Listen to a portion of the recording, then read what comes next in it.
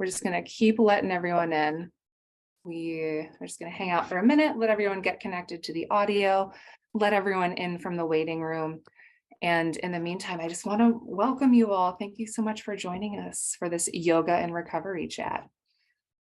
We'll keep letting people in. We'll do the official start in just a minute. But so everyone knows, this is being recorded, but Chelsea and I were spotlighted, I don't know, but ours will be the only video being recorded. If you unmute yourself and speak at any point, we will hear your voice, but you can type in the chat if you prefer to as well. Just heads up there.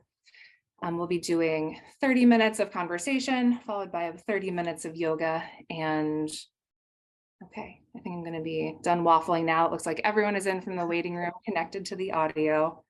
So we will get going. So hi, everyone. I am Kristen Portland. I'm the executive director of ANID. In case you didn't know, we are an eating disorder nonprofit that does peer support in lots of different ways. Check us out, we're cool. And here today as well, I love doing this with you, Chelsea, is Chelsea from Eat, Breathe, Thrive. And I'll let you talk about yourself and your organization for a minute. Thanks, Kristen. And it's so nice to see everyone, whether you're on video or just kind of streaming in the chats. Really nice to be here and back with Kristen. I think it's not been quite a year since she and I have done one of these together, but it's been a little while. If we've not been met here since the first one. It has been a year because it was Eating Disorder Awareness Week last year that we started this series. So happy Eating Disorder Awareness Week, happy kickoff day. I'm Chelsea, if we've not met before, and I'm the founder and director of Eat, Breathe, Thrive. And our mission is to prevent and help people recover from eating disorders, integrate, overcome, make meaning of whatever language you choose to represent your experience. I'm really honored and happy to be here with Kristen and to be doing this event with you all. Kristen, do you want to get us started with our question? Our theme this week, or this session, is changes, which we discussed at the beginning is a really giant topic to tackle in an hour. It is a huge topic. We will definitely not touch on every aspect of change, but as we get started, we do want to invite people to participate a little bit. There's a lot of us here, so we're not going to do a formal go around and everyone share a check-in, but we want to invite you to put in the chat your name, location if you're comfortable, pronouns, and your answer to the question, what is a recent positive change you've seen in yourself and your community? And also throughout, this is participatory as well. So if you ever want to jump in, feel free to use the raise hand feature on Zoom. If you look at the bottom in the reactions, you can see there's an option to raise your hand. That'll be a prompt to us to give you some space to speak. And while everyone is thinking about their check-in, again, feel free to drop that in the chat whenever. Chelsea, our opening question, we kind of went back and forth about, again, the giant topic of change, but we landed on what are the changes you want to see in the world around you to support your recovery in general, and prevent eating disorders in the first place, which is still, now I'm thinking about it even more, a really big question to open it up with.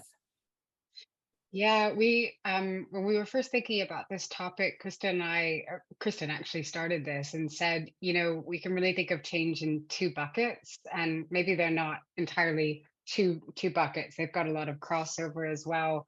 But one is maybe over historically, what are the changes you've seen in yourself, and and then in the future, what are the changes you want to see in your recovery? But also, we're not just independent individuals in our recovery, right? We're connected up with families and with friend groups and with communities and societies and cultures, and we're not recovering by ourselves. So in some ways, I think I thought was, I said to Chris, I'm like, it's the bigger topic, and maybe it's a hard one to get at, but also what are the changes we want to see in the families and the communities and the societies we live in to support our recovery and support the recovery of those we care about. And then also, I think, to tie them together, what does it look like to embody that ourselves? So it's like, oh, this is what I want my society to do. This is what's wrong with the world around me that makes it hard to recover. But how do you, that old saying, be the change you want to see in the world? What does it look like to embody that yourself? All of these, every individual piece of that could be a full series, much less a half an hour of conversation. But it's something that I think about a lot now as well, both, for myself and what I want out of the world and my communities and the people around me, but also it's very much on my mind because I have a daughter now, right? And I want to think about her life and raise her in a way where she doesn't feel a lot of those things that I did. She doesn't have the same experiences and she can just kind of go forth and be the confident, tiny, amazing person she is now forever and ever. And there's so many pieces of this because there's what you create at home, but then, you're out in the world. Your home isn't the only little bubble. So you can think about Mm. changes you bring to yourself and maybe home is a good place to start here because that's kind of a nice capsule of the space between individual and community. Yeah. So I don't There's know. I some think no, go ahead. sorry, I was gonna say So there's many some things in the chat actually that link up right with what you're saying. Kristen, there's um one person has shared, I'll just say person because I don't know if you necessarily want to be named. So that's the only reason I'm not giving your name, FYI.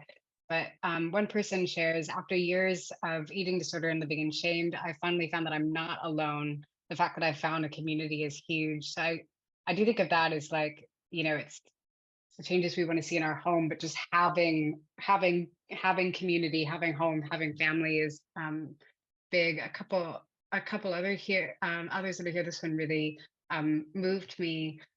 This person shared, and I know this person, so it's really nice to see you here.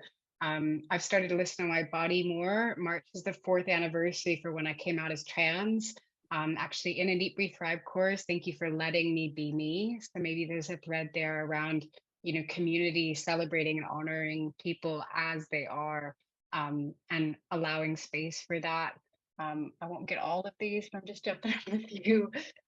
Recent positive change here is doing little things here and there to reconnect and express my authentic self. Similar theme. Um, Another one, I'm not on social media as often. I set boundaries with my family. I also found, this is kind of related to what you said, Kristen. I've also found out that I'm pregnant, and it's a huge motivation for self love and communication. Um, Yeah. there's another one. Congratulations. Yeah, congrats.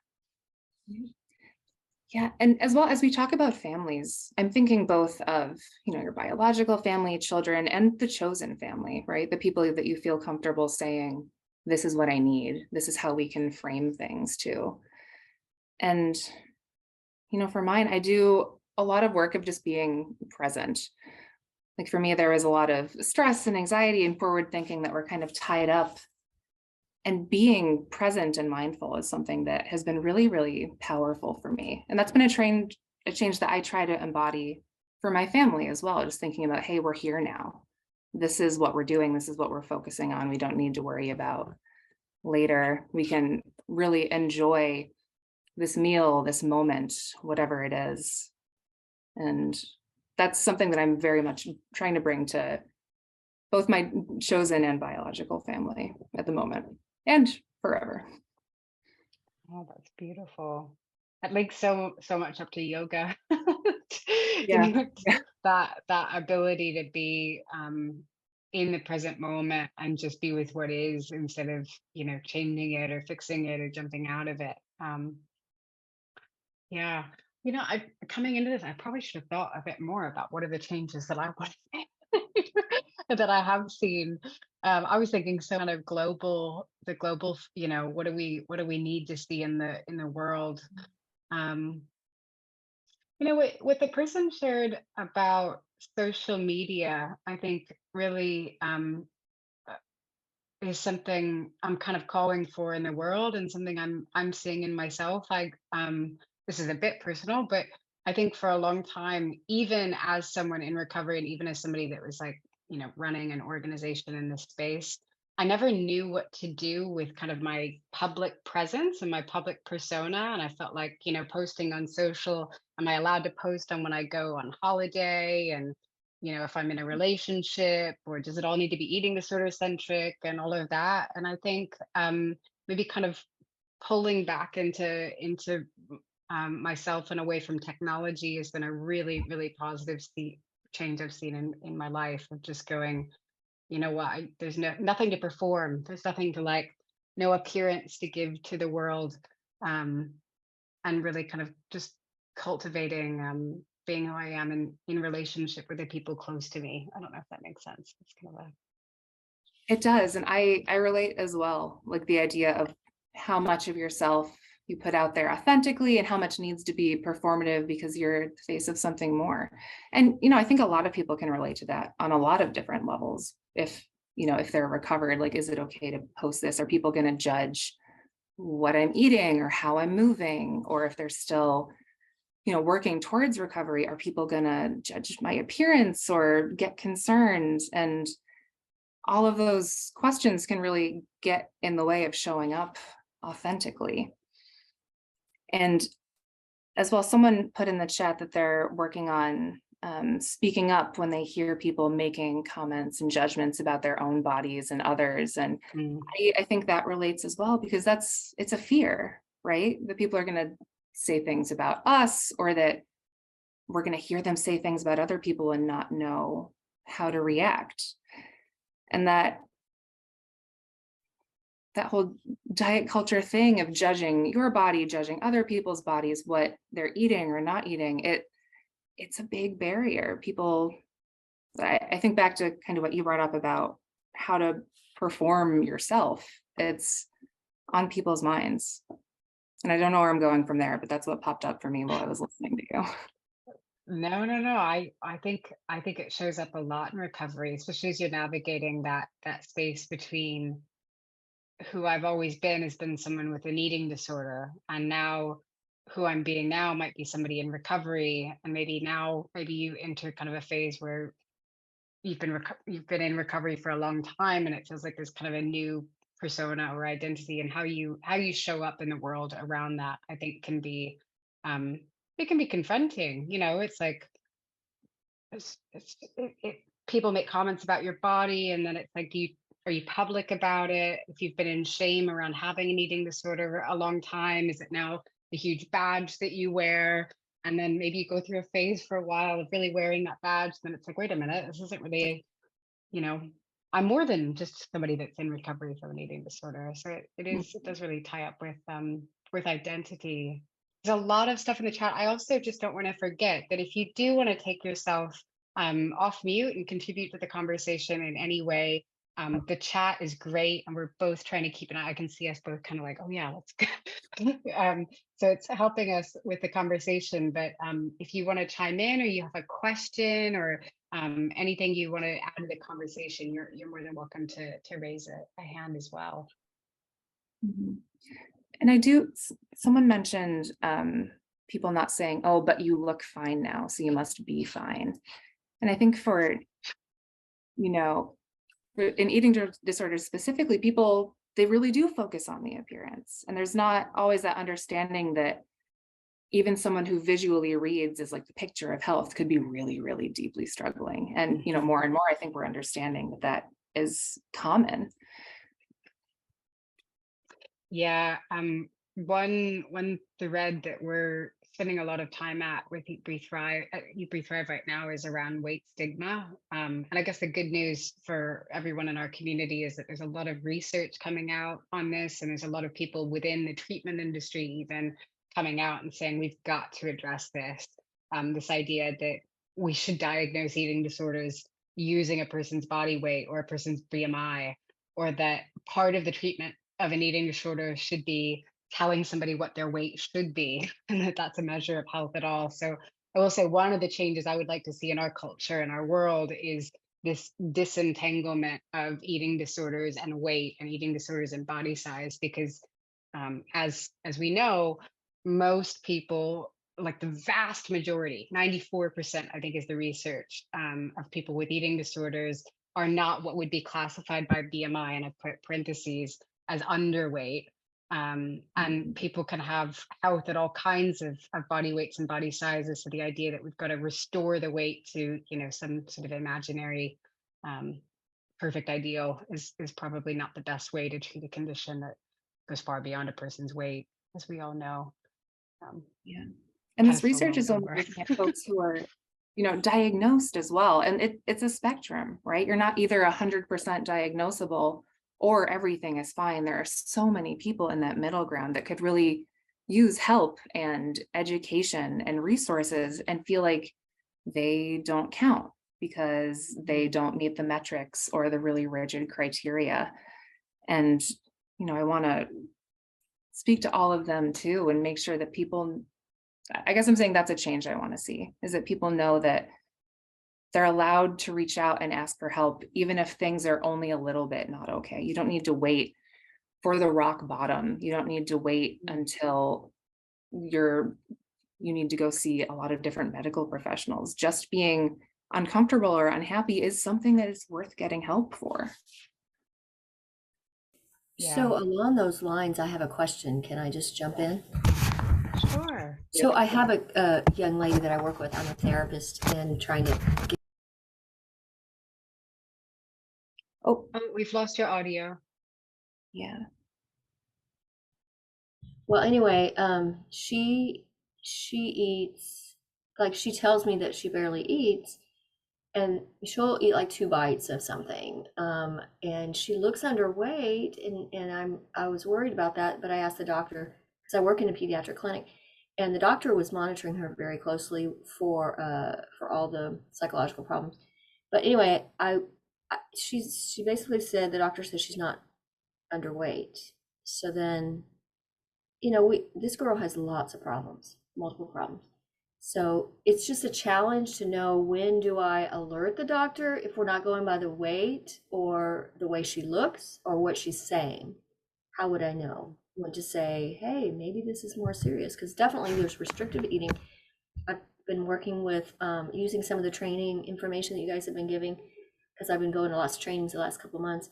So I did talk to the mom about, if there's a food police in the house, if there's people, reacting, and I know there are, and, that needs to be addressed, what can be done about that. So I'm trying to help the family to know how to help her, but I'm also trying to figure out at what point do I say, ding, ding, ding, this is a more serious situation. Mm. You know, thank you for your question. It's a really good question. I think one thing I'll just say is that there's probably lots of folks with eating disorders here in the room, and I would ask you to reflect if you're in the room and have had an eating disorder. What what are those things that maybe, because you might be able to help answer this question. What are those things besides weight that were signs that things weren't okay in your eating disorder? What were the things that, like, oh man, at the height of my eating disorder, this is what it looked like. This was suffering. So you please feel free to drop that into the chat because that might actually be a really helpful answer to this question. But one thing I would answer in your question is I'll just acknowledge that we're at a really tricky time in the eating disorder treatment and care world because the systems we've had for diagnosis and treatment for a long time have focused really heavily on weight as a criteria for severity and weight as a criteria for diagnosis. So working within those systems, there's a lot of people that maybe aren't schooled in eating disorders very well, that they have the best of intentions, but all they know is what they've learned in their medical training and psychological training, which perhaps said, a person has a severe eating disorder when they're below an 18.5 BMI. So what I would look for is maybe some resources, and I would think the like keywords would be weight stigma in eating disorder diagnosis, health at every size approach to eating disorder treatment. Um, you could even there's some great research on like how many people with severe eating disorders are underweight. And there's a lot out there. So I might look for those resources. and then see if maybe in communicating with the treatment team, you can I think probably the best thing they'll respond to is actually literature that's coming out of the academic community, of which there's a lot. It's just the diagnostic systems haven't quite caught up with where we are from a research perspective. Kristen, you might have a couple things to add, and I see we've got two people that may also jump in. And as well, please look to the chat. There are so many great answers there as well, of prompts and things to talk through. And yeah, I don't want to make the folks with hands waiting. So Caitlin, why don't you go ahead, and then Marie, you can jump in. You were talking about for people trying to find support. Melanie will know that I've been trying to get support for over several years, but because my BMI is too high, I can't get the support yet. I eat about twice a week, and it's kind of like very tiring to knock on mental health services when they just basically go on about, oh, your BMI is not low enough. There's no sign that you got an eating disorder because your bloods aren't low, and blah blah blah. So it's kind of like very, very difficult for people to actually access support, especially in England. I know plenty of people are from overseas and stuff. So I just want to chip that in. Yeah, thank you, Caitlin. And you're definitely not alone there. I hear that from lots of folks. So I'm sorry you're dealing with that. Marie, why don't you go ahead and jump in? I really hear what you're saying, Caitlin, because I live in the UK, and it's all about BMI, and it's made me very angry. And even when I've needed support, and even when I've known that I'm close to qualifying for that support, I've refused to engage in services that quantify recovery by weight, because I think that adds to the eating disorder, that only supports it. So I don't think that's a recovery model at all. I've got a mantra book which I've been working through with a private counsellor, and I do recommend things like the Maudsley method, having a look at some of the stuff, especially if it's like a family dynamics kind of situation where there's a family that could be the support. Yeah, I also now help run a peer support group in my local area, so I'm kind of trying to get really involved with this sort of stuff, and we were, like, my friend who also helps me was on the radio this morning. So yeah, just really interested in listening to everyone, really. Yeah, hi from England.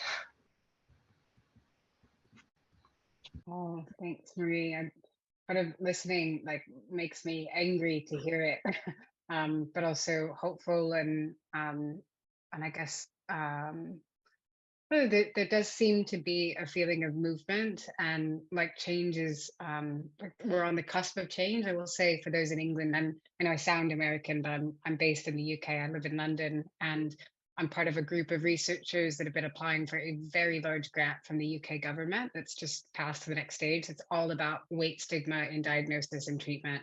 So it is on, like, we're moving. It's, I promise, it's happening, behind closed doors. And I'm really kind of thrilled that it's gotten to a shortlisted stage. So it tells you that the reviewers have all recognized it as really important. So I think the hopeful aspect is that they're, the culture is responding, and it's aware of it. But it does impact. I'm curious, for, going back to your own experience. Gosh, I can imagine it's frustrating, and it's hard to be struggling with something and finally have that courageous moment when you're ready to ask for help, and then be told, oh yeah, actually you don't qualify, or actually, you recognizing that you're struggling with this, actually it's not real, or it's not bad enough. Like, God, oh my God. I have to say, I took a somewhat joy in where I reached out for help, and they said that they'd refer me to the eating disorder team, and I actually said, no, I don't want you to. I wanted to tell them no, and not them tell me no. So that was like yeah, I don't know if that makes any sense to anyone, but the power dynamics for eating disorder care are just wrong. Oh, it makes so much sense. Power dynamics for eating disorder care, but just healthcare generally. It's eating disorders are one aspect of it, but this idea that there's a sort of filter around who gets care and who's deserving of care is a massive problem. Sorry, Kristen, go. I had an experience similar to what you just mentioned, Chelsea. One of the first times I asked a doctor, like, hey, do you think something's maybe going on here? I was told no, I was fine because my BMI was too high. And as well, I just want to put it out there for anyone in the US right now. Like we are just subjected to the new pediatric guidelines that are really, really incredibly worrying. But again, I just want to point out that so many people are speaking out against them. And it's not just the people who were already in the eating disorder world. And that's giving me some hope, right? That it's not just the people who already know, it's the people who are kind of saying, hey, this doesn't seem right. And that conversation is getting bigger. So even in the midst of these really, really upsetting recommendations, I'm looking to the people speaking out and being really encouraged by all of the corners where those voices are coming from. So yeah, I guess, US and UK got some different places right now, but as well, I am still really hopeful that change is coming.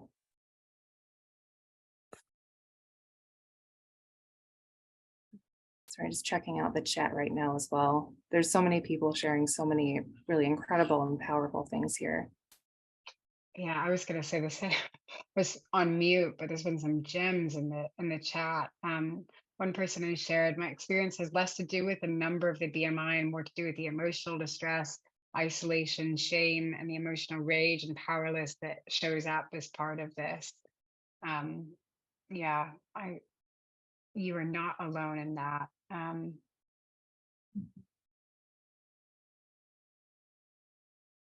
I know we're getting close to moving into some yoga practice, and man, for a conversation like this, yoga can I be know. really beneficial. But I want to put out there one more time, like this bringing together of the personal and the collective. Of I think it's sometimes a nice entryway into the personal to go, what do I want to see change in the world, in my culture, in my society? So I wonder, what does it look like for you to embody that change? And that could be really practical, it could be really personal. But I wonder, are there thoughts on that? What is it like, these changes that we've been talking about that we want to see in the world, that we want to see in our culture, in the treatment systems? What would it and what does it look like on a day-to-day basis for you to embody that change and to be sort of a vessel for that change? Mhm. I It may think not for be like, yeah, go ahead, sorry.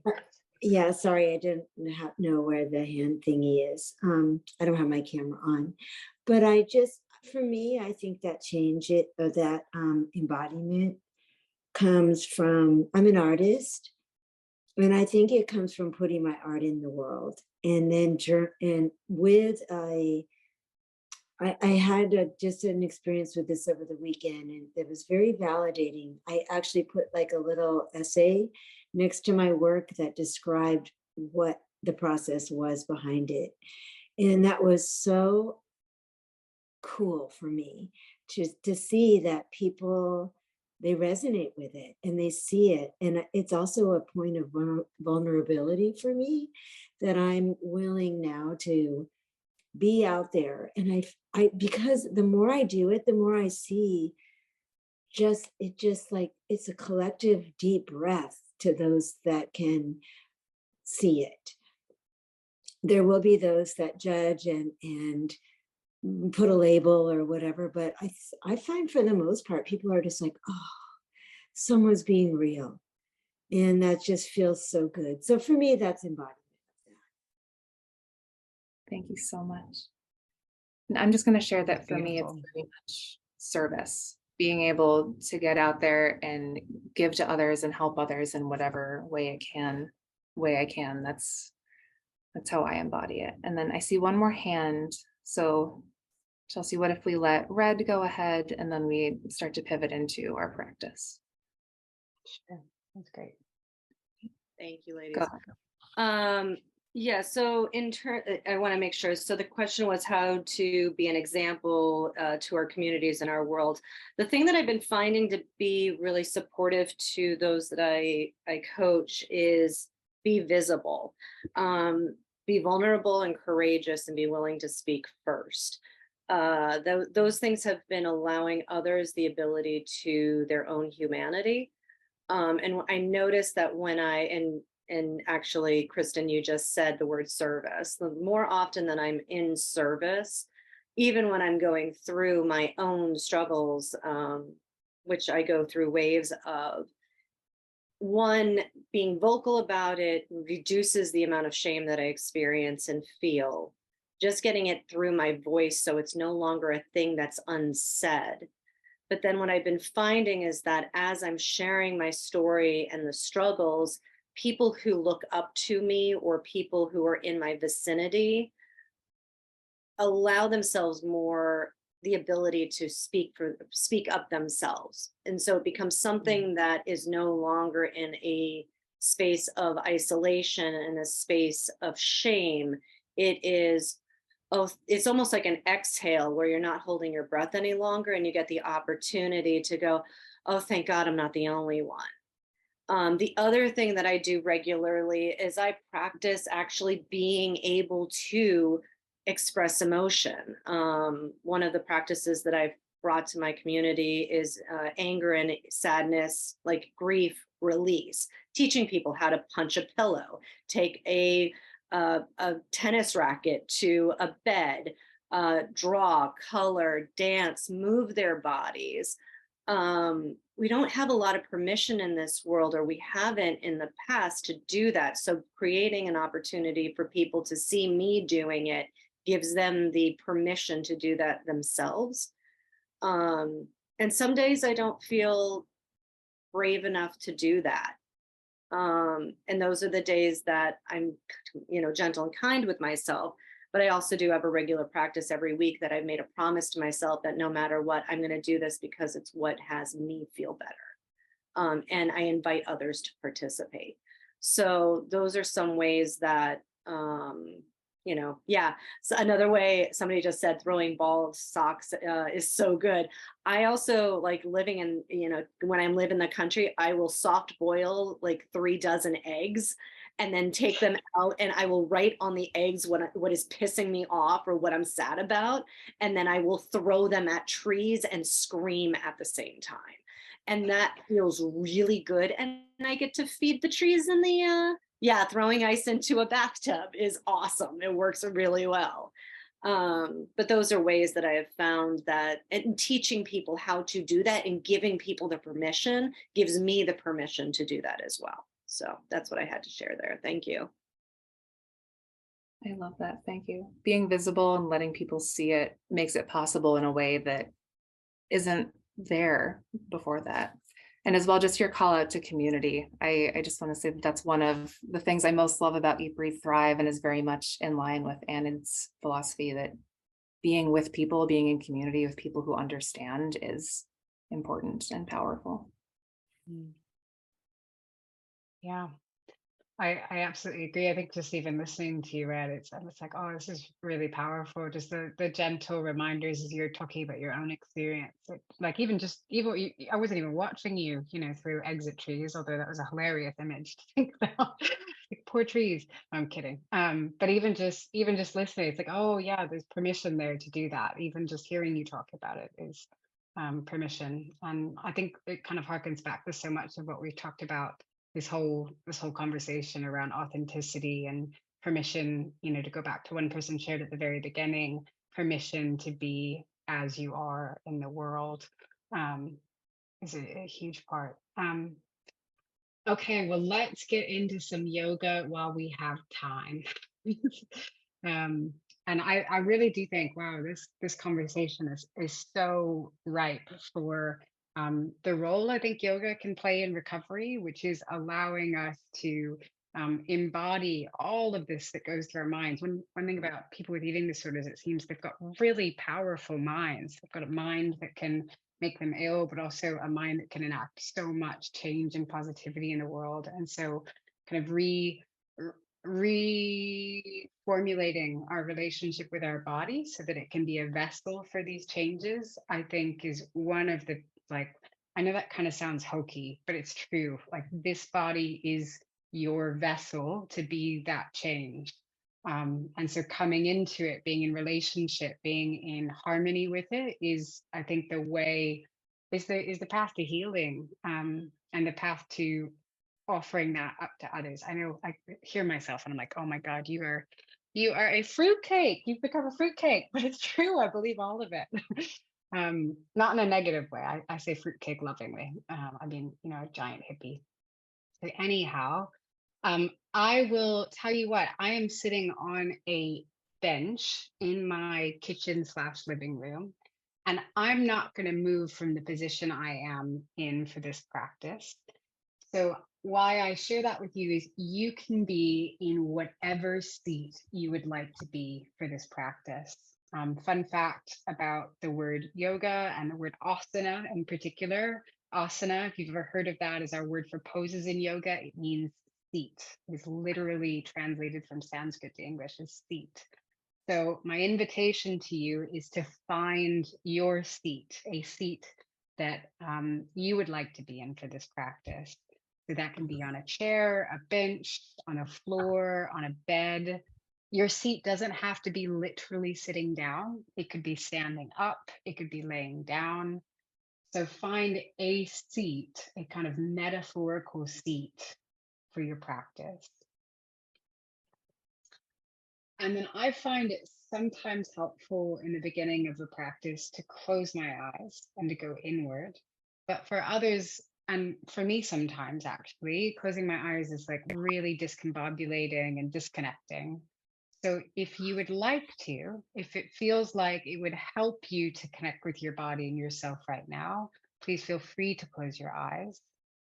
And also feel free to keep your eyes open. So if that feels safer, if that feels like a better way to connect in this moment, you might just let your eyes rest on one point. It could be on a table or on a carpet. Wherever you are, eyes open or closed. Go ahead and just start to notice your breath.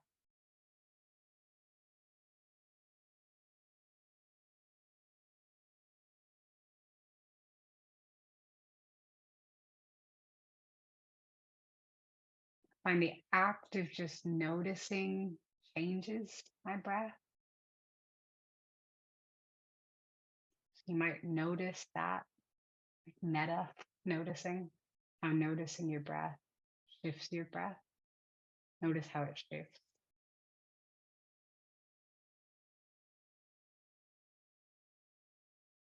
And if it hasn't shifted, maybe I invite you to shift it a bit. So start breathing in a bit deeper. Longer breaths, fuller breaths, really taking the entire inhale to fill your lungs with oxygen. See if you can get as much oxygen in as you can.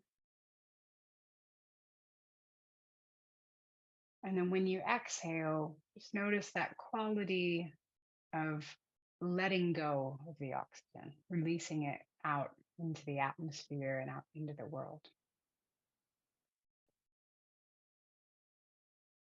It's carbon dioxide when we let it go, and a little change and transformation. Again, like that, breathe in.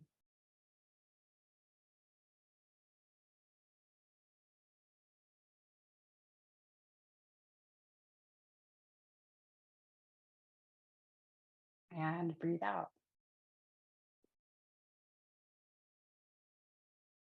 It's kind of amazing how just the act of breathing creates a change in the world of oxygen to carbon dioxide. Just that very act, we're starting to enact change.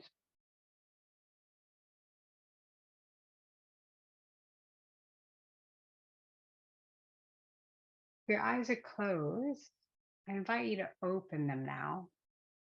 And the temptation is probably going to be to immediately look at your laptop or your computer or your device. Okay, mine is too. But see if you can open your eyes and start to look around your space at everything that's not on your laptop or your computer or your phone.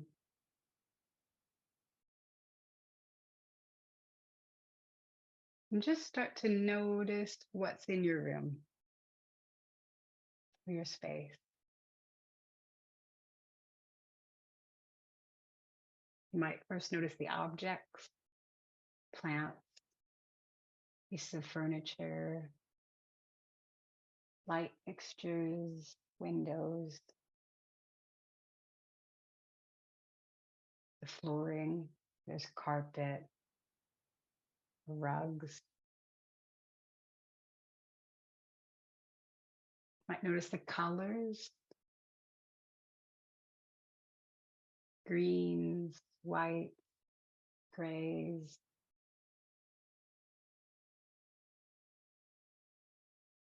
Got reds and purples.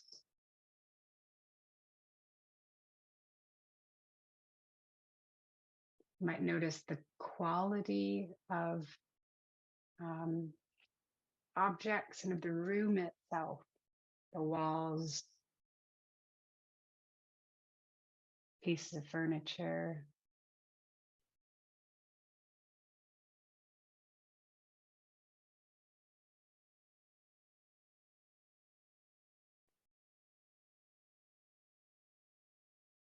And bringing your attention back from the outside and back internal to the space within yourself.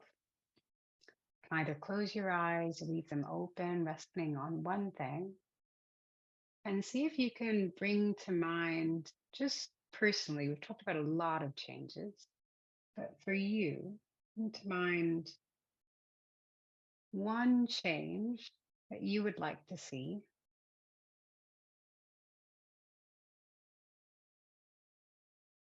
in your life.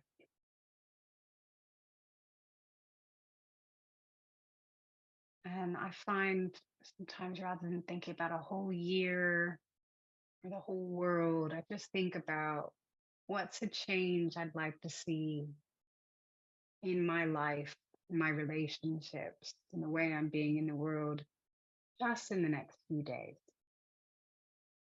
And even just the next few minutes, the next few hours, but certainly just the next few days.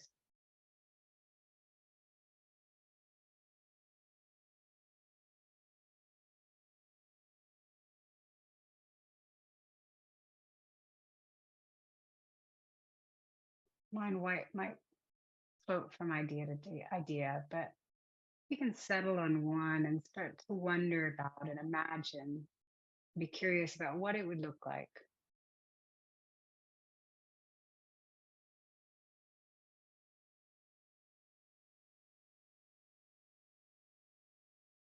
And then just for the next few moments of our yoga practice, my invitation to you, and this is something I'll also play with as we practice together, is what would it look like to embody that shift and embody that change? What would it look like in how you move and how you breathe?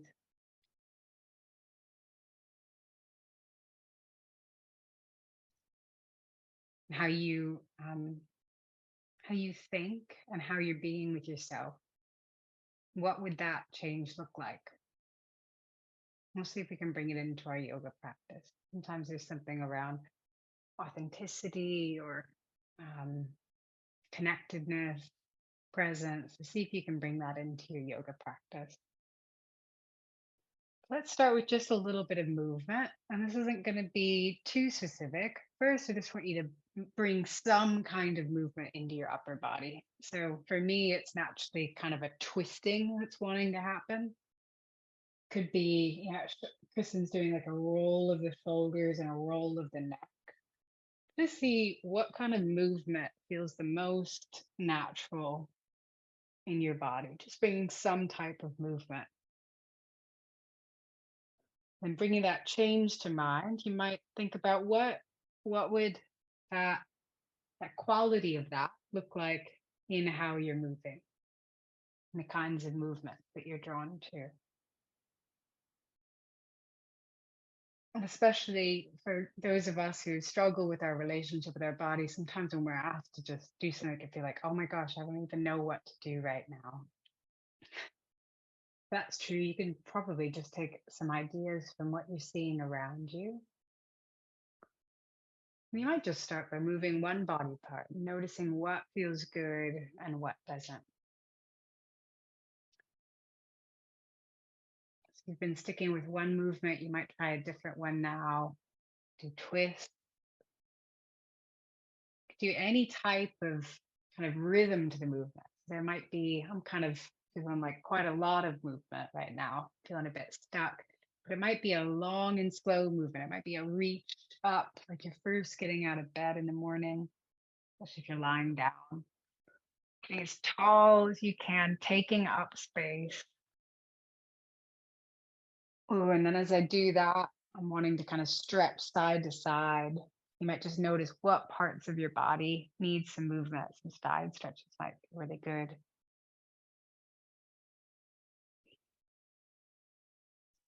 Then notice if your breath has gotten shallow as you've been moving, and see if you can bring in some intentional breaths with your movement. Sometimes that's linking the movement up with your breath, taking an inhale with each movement and exhale with each movement. Sometimes it's just noticing the breath. That's great. Okay. So for those of you who are sitting, you can choose to stay sitting. You can also choose to stand up. So if you'd like to stand up here, you're more than welcome to. I'm going to sit for my practice today, but I'll cue for those who are standing up, and it looks like Kristen might stand up. So you'll have a demo of someone standing up as well. You can do either sitting or standing up. Great. Okay, so we'll start with hands at side, as Kristen has them, and my hands are just at my side on my seat. And then I want you to take a really long and deep breath in and raise both hands up toward the sky. You can come at your sides or up in front of you. Great, deep breath in. And then as you exhale, bring your right hand down to your side and reach your left hand over. Great, just slightly over. Great, stretching through side ribs. Good, inhale, reach all the way up. Reach as tall as you can. Exhale, bend your elbows and open your heart and chest. Be mindful of your shoulders. Good, inhale, reach back up. Oh, I got a nice crack there. Body waking up a little bit. Inhale, reach all the way up. Exhale to the other side now. Okay, so one hand comes down, the other hand reaches over. Good. Inhale, come all the way back up, both hands up, get as tall as you can. And then exhale, bring your hands to your heart. Great. Let's take one breath there with hands at heart. A deep breath in. And exhale. Okay, let's do that again. Inhale, reach up.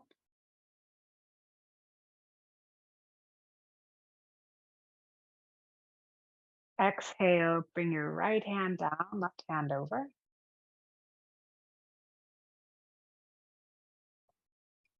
Inhale, reach up. Exhale, bend your elbows, open your heart. Spread your fingers wide as you do this. Inhale, reach up. Exhale, left hand down, right hand over. Good. Inhale, reach back up. And exhale, bring your hands to your heart. Wonderful. Okay, go ahead and let your hands come to rest beside you. Okay, so we're going to do a warrior two pose. For those of you who have done yoga before, I'm going to do my warrior two seated today. You can do it standing up. You can also do it lying down. So Kristen's standing up, and I'll do Kristen first because it's the traditional one, and I'll talk you through what I'm going to do in my body and how you can do this lying down as well. So let's start with the right leg. So your right foot, if you're standing up, is going to come toward the top of your mat, if you have a mat, or it could just be this invisible mat or a towel on the floor, just the ground, because the ground is fine. I'm going to, because I'm sitting down, I know you can't see my legs, but I'm just going to take one leg out to the side. So I'm taking my right leg out to the side. Great. Wonderful. And then Kristen's stepped her left leg back, which is perfect, and bend her right knee. So for those of us who are sitting down, you can stretch your left leg out straight, and your right foot is going to be, so it's kind of like a warrior two pose. It's going to depend a little bit on what you have. And yeah, I can see one person is actually doing a Janu Sirsasana, so that's great if you're sitting down. If you're laying down, you just lie down on your back, and you can do the exact same pose that Kristen has on her legs on your back. Great. Wonderful. You know what, maybe I can actually show what I'm doing here. Okay, so if you were seated, I'm on a bench. You can see I've got my right foot stepped forward, and my left leg is back, and it's pressing into the ground. And I'm sitting down, so I've got a seat beneath me. Okay, great. No, it's not a weird camera angle at all. Oh, and Christina or Kristen's got it on the ground as well. So she's lying down, heart is open and chest is open. Wonderful. Great. So if we are, whether you're sitting or standing or lying down, find your way into this pose. You've clearly got lots of variations. If you'd like, you can take your arms out, right? So opening across the chest. And I love a warrior two pose for this practice of embodying change, because it's sort of open to interpretation. So think about that change that you brought to mind and what that is for you in your life. And I know I'll just share mine vulnerably. This is mine is actually to be more vulnerable in the next few days, because I'm struggling with that a little bit right now. So what I'm going to do is see if I can embody vulnerability in my body. And I'm just thinking about what would that look like for me. And for me, that's an opening of the heart and a palms facing up. So I want you to think about what your change is. You don't have to look at me anymore. What your change is and what that would look like in your body, what that would feel like. So is it rooting your feet into the ground? Is it hands on heart? Is it eyes closed and coming into yourself? Is it arms around yourself? So what does that look like for you? What does it feel like to embody that change? And then when you find that pose for you, just take 3 deep breaths into it.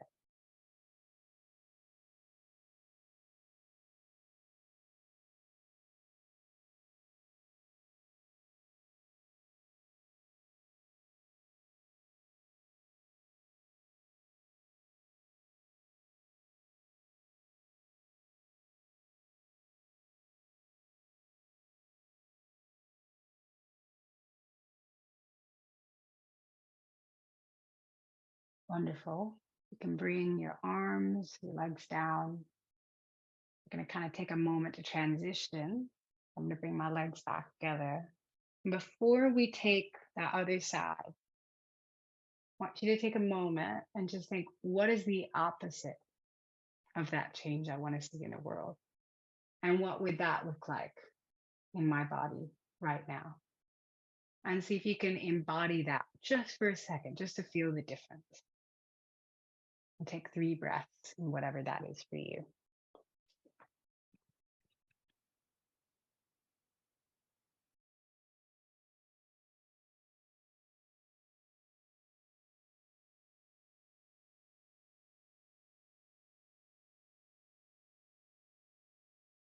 Okay, so taking yourself out of that whatever that was, maybe shaking it out, letting it go, because that's not really what we want. Sometimes it's good to notice, oh, that's what that's, oh, that's not what I want to be embodying. And then let's take it on the other side. Okay. And now we're going to extend, we're going to take the left foot forward. And whether you're sitting, lying down, or standing up, left knee is going to be bent. And then right leg is going to extend. Great.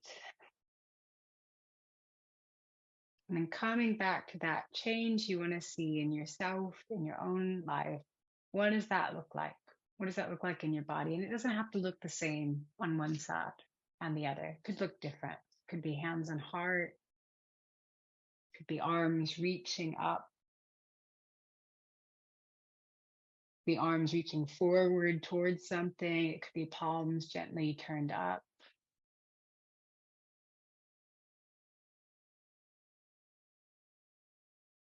It could be embracing yourself. It could be hands on belly. Find that pose in your body and take 3 deep breaths.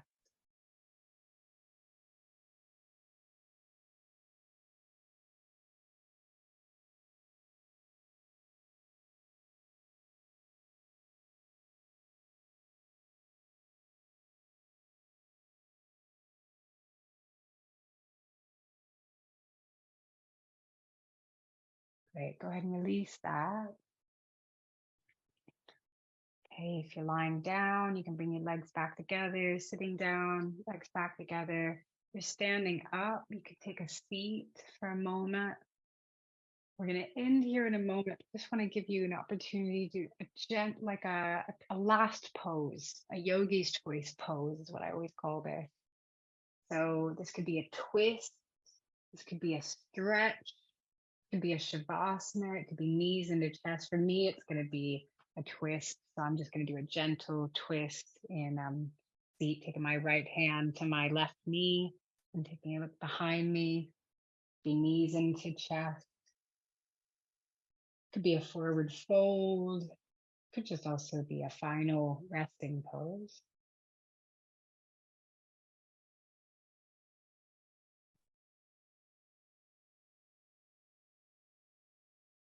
Great. Okay. And turning back toward your camera, toward community. God, it's too short. It's just too short, aren't they? Fortunately, Melanie from my team, our director of education, reminded me to leave a couple minutes at the end to not close. How is that for you, Kristen? That was really nice and something I needed too. So you shared that you were working to embody vulnerability. For me, it's compassion. And it's something that I've been doing for years, both for myself and for the people around me. And it was interesting. You said, think about the different one. I found I couldn't breathe into that while I was thinking about, judgment and barriers. I was like, I don't know, I can't do that. So it was just a really nice, tangible change. And I was like, okay, for me, I'm gonna soften. I'm not gonna push myself to go hard. I'm just gonna do the gentle movements that feel good and be compassionate to myself and think about how to bring that to other people as well. Oh, that's beautiful. I did not want to stay in my anti-vulnerability. It was very long. It was But uncomfortable. it's so important because I think I embody, like, the thing is about doing that is when I'm not being that in the world, when I'm not being vulnerable, I'm completely disconnected from my body, So it's actually like embodying it for a moment and kind of coming into like, oh, right, that's the thing that I'm doing, that's what it feels like. So for some reason, embodying it for a moment, I was like, oh no, that is not who I want to be and how I want to be in the world. And it allows me to also kind of gives me a sense of, oh, right, that's what that feels like, that sort of quality that is manifesting in, of being, and it shows up in all sorts of ways. You know, maybe you're working with being assertive or being authentic, and that kind of opposite quality can be a fun thing to play with as embodiment, because it's like, oh, right, when I embody that doesn't feel very good. Yeah. And just practicing noticing it too, right? Like that's so that you can change it. Exactly. Yeah. Well, this has been a great session. I'm so grateful to everyone who made time to be here with us live. And if you're watching the recording, hello from the past. I hope the future is wonderful. And thank you for joining us.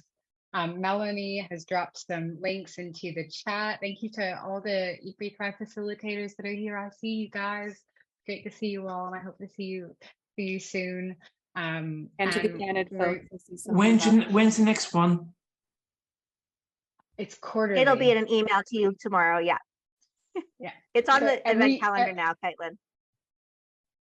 Yeah. So everyone that registered will have an email in their inbox, because not only links for the how to sign up for the next one and the recording and all of that, but also other things you can get involved with at Eat, Breathe, Thrive and Anna, whether that's peer support groups or on our side, yoga courses and some of the virtual campfires, all of that good stuff.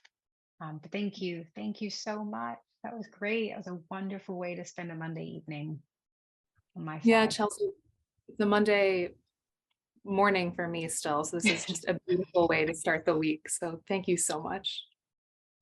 Beautiful. Thanks, guys. Thanks, Have everyone. fun. Bye. Thanks. Bye. Bye, everyone.